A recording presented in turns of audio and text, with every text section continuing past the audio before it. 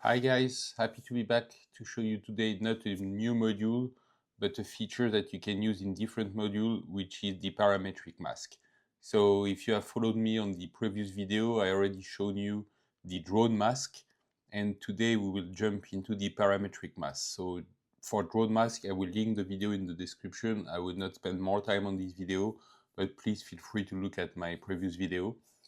Then for parametric mask, we will jump straight into this topic.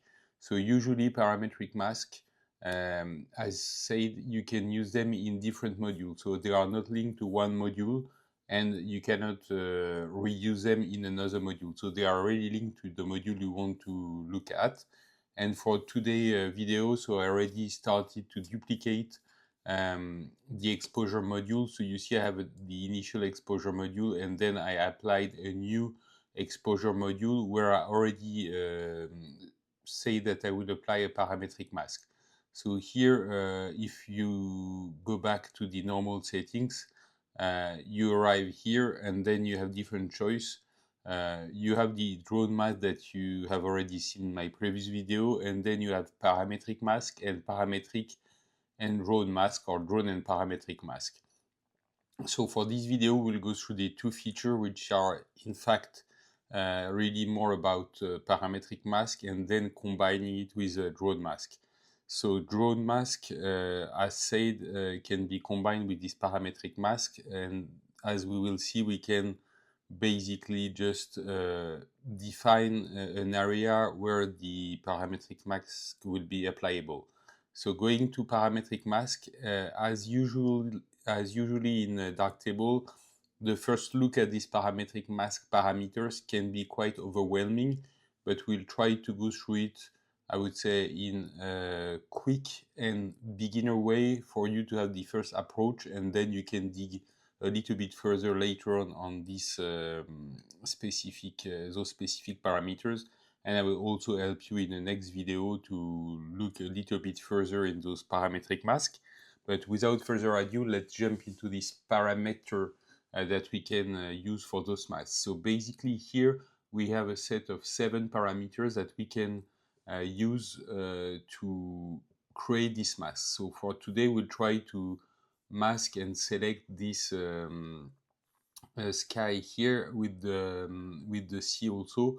We see that I chose on purpose a very contrasted scene with those rocks in the foreground, and then the sky quite bright and the sea.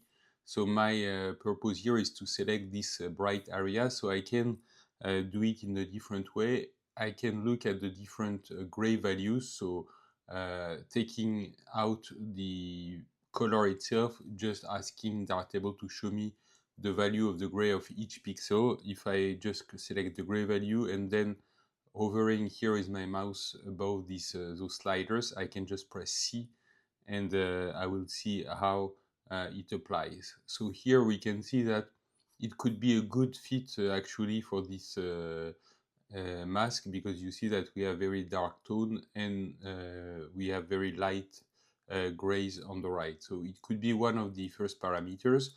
Then we can also see, for example, what would it mean if we just take the red value of the different pixel, and then again here I press the C button here.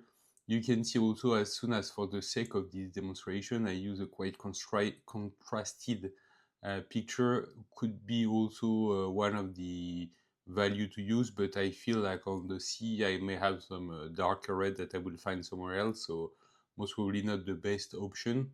Here I can do the same for the green, I can do the same for the blue, I can do the same here for the luminance part, which is close to the gray part. So if I click here, you see I have the same with a little bit more, I would say, abrupt parameters versus the gray one. Then I can go to the chroma, I can go to the hue part. It's really up to you and up to the scene.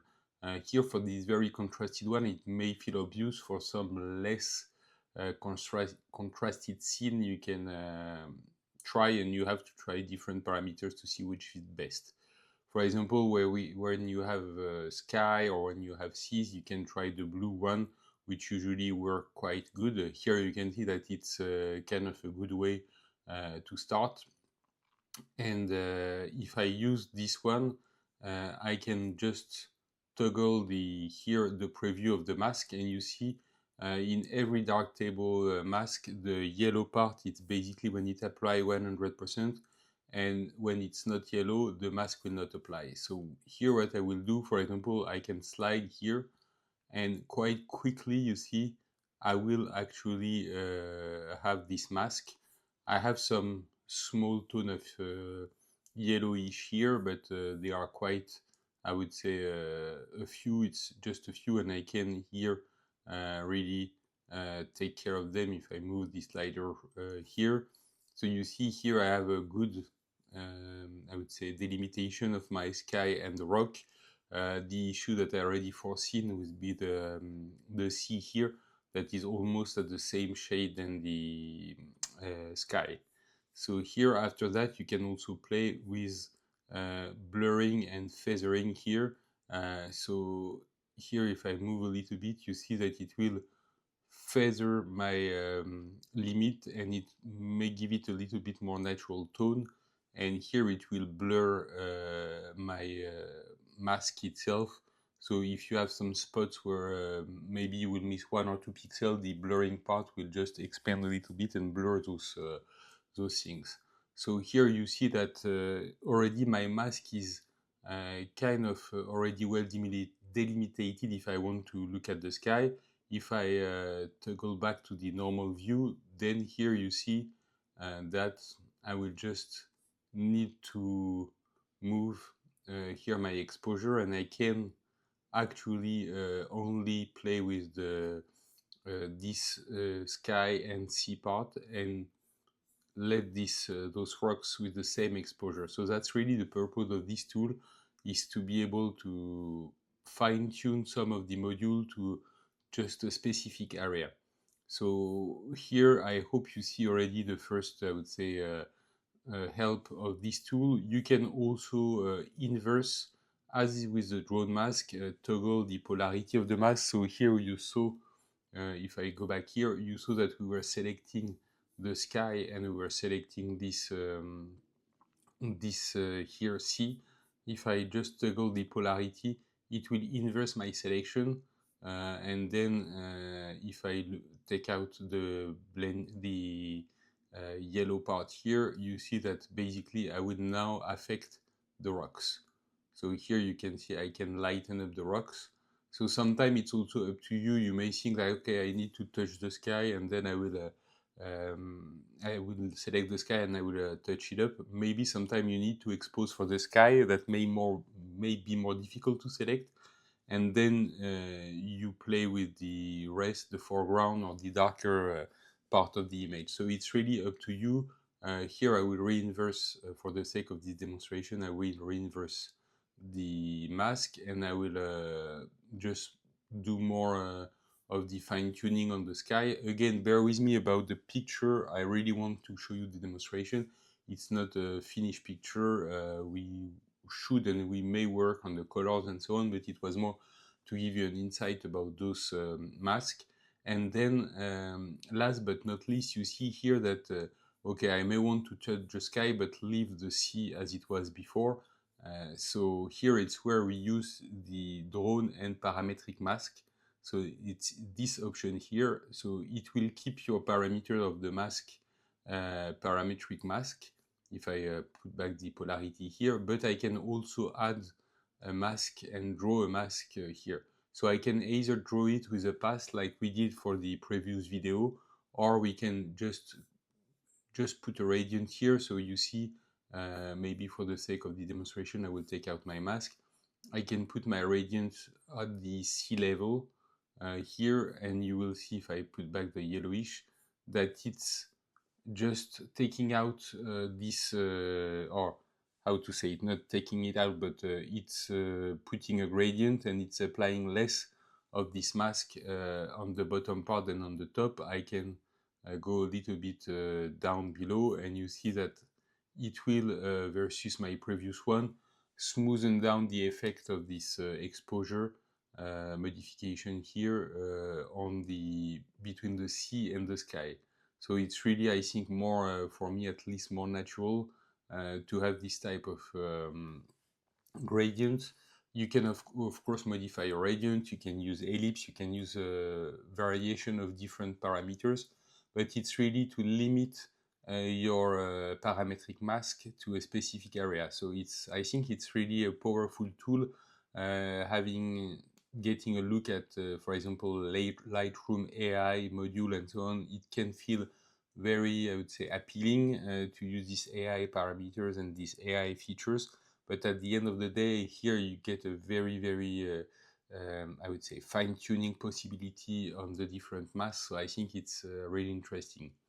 Again, this is the first approach, Guy, about this parametric mask. I would encourage you to test it on different pictures, to try to tweak it a little bit, to maybe try different channel to fine-tune it. This is always very important. One other tip that I can give you is here, you saw that I was just selecting, by sliding here, selecting mask eye. I can also use this feature that is very interesting. So this picker here, either I choose one color, which I found it's not always very, I would say, easy to do. But then here you can set a range of colors that you would like to use. So here, for example, I can just draw here a box saying, okay, I want those blues and maybe those here grays here, and my mask will automatically look for the same value in the image. So you see, it's again sometimes easier, sometimes more complex. I want you to know all about those tools and to see how you can apply them. But again, this is really depending on each and every images that you will work with. You will find a good solution or a solution that is not working so well for this type of image. So next time I will also come up with maybe a new picture to show you how it can be used in different setup. But once again, don't be afraid about those masks. As said, they can be used on exposure, but you can also use them on some color grading. You could use them on sharpening if you want to sharpen just a part of the image and so on. So it's really a powerful tool, sometimes more powerful I found than the mask in Lightroom. So again, play with it, feel free to experiment it, and quickly you will find it very useful and not so frightening, even if there is a lot of different parameters.